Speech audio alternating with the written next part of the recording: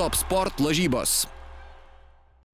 Abu šitie žaidėjai puikiai atitiko profilį ambicingų žmonių, kurių mes laukiame Žalgiryje, ir turbūt svarbiausias aspektas, dėl ko mes nusprendėme, kad jiems yra vieta čia, dėl to, kad jie labai patys abu norėjo būti Žalgiryje ir žaisti už Žalgirį. Nematau jokių čionais minusų, kad grįžti jau.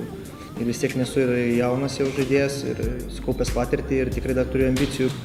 Įtampas dėl to, kad pakeičiu komandą, tikrai nejaučiu.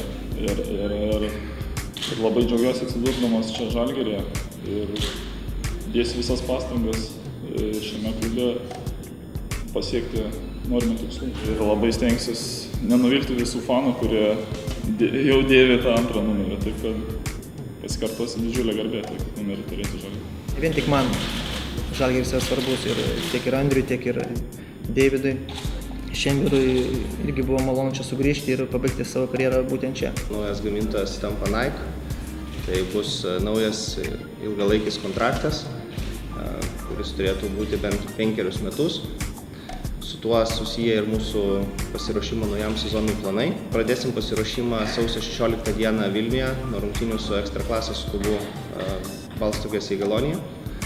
Planuojame pasiruošimo cikle sužaisti po porą rungtynių su Latvijos, Estijos, Lenkijos ir Baltarusijos klubais. Stovyklą planuojame Liepos pradžioje prieš Čempionų lygos kovas. Jeigu niekas ypatingai nepasikeis, sausį ir vasarį praleisime Lietuvoje ir aplinkinėse šalyse.